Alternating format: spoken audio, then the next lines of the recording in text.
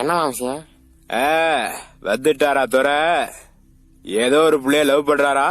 அது ஆமாங்கப்பா. சரி பிஜு, ஆற கேட்டா லவ் பண்ணடி? ஏற்கனவே டீச்சர்ல இருந்து ஆயபா வரைக்கும் லவ் பண்ணி அசிங்கப்பட்டது பத்தாதாக்கு? நீ கூட தான் சின்ன பிள்ளைல சிலுக்க லவ் பண்றேன்னு சொல்லி சுத்தி இருந்தியா? அதுக்கு சரியா போச்சு. இந்த விஷயம் எப்படி இவனுக்கு தெரியும்? அட ஒரு நாள் போர் அடிக்குதுன்னு சொல்லி போட்டு ஏதாவது கதை சொல்ல சொன்னானுங்க. நான் தானுங்க உங்க கதையை பூரா சொல்லி போட்டேன்.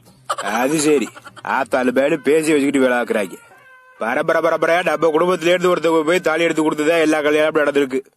முதல் தடவை உங்க குடும்பத்தில இருந்து ஒருத்தர் வரவிடான்னு சொல்றது இதுதான் முதல் தடவை. தாலி எடுத்து கொடுக்குற சாக்குல முதல் பந்தில உட்காந்து 3 ஏடு சாப்பாடு ஒரே ஆளா தின்னுருப்பேன். அதனாலதான் பயப்படுறாங்க இருக்கு. ஒரு அப்பேக்கிற பட்டு படியாது தாடி பேச விட்டு வெடி பாத்துக்கிறியா? அடே சின்ராசு, கொஞ்சம் சும்மா இருடா. என்ட்ரி சிட்ராஜ் போட்டாச்சு குழந்தைய கொஞ்ச மாதிரி கொஞ்சிக்கிட்டு இருக்க. சின்ன வயசுல அடிச்சு வளர்த்துக்கிட்டு எப்படி வளர்த்துருப்பாளா? அத்தனை அக்கறை இருக்கிறவரு நீங்களே அடிச்சு வளர்க்க வேண்டியதானா? திருப்பி அடிச்சு போடுவான்னு பயந்துதானா சும்மா இருந்தீங்க? கதைப்படி நான் தான் கவுட்ரு. ஆனா எனக்கு மேல இவ கவுட்ரு அடிச்சுக்கிட்டு இருக்கா. சரி, பாஸ்ட் இஸ் பாஸ்ட், அதெல்லாம் விடு. நான் அந்த பப்ளிக்கு வாக்கு கொடுத்துருக்கேன். என்னாலயா என்ற பிள்ளைகளாலயா அந்த கல்யாணத்துக்கு எந்த தடங்களும் வராதுட்டு. அப்படி மீறி ஏதாவது தடங்கள் வந்துச்சுன்னா நீ என்ற பிள்ளையே கிடையாது. என்ற பிள்ளையா இருக்கோடுமா வேண்டாமா? நீ எப்படி பிடிக்க?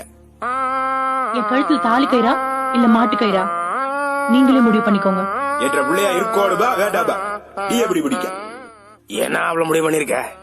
சிவாஜி படத்துல சூப்பர் ஸ்டார் வச்சிருக்க மாதிரி பழைய உருவா ஒண்ணு வச்சிருக்கேன். அதை சுண்டி பாப்பேன். போ விழுந்தா நான் நினைச்சதை நடத்துவேன். அப்ப தலை விழுந்தா உங்க அப்பன் சொன்ன மாதிரி நடத்துவியா? இல்ல, அப்பவும் நான் நினைச்சதை நடத்துவேன்.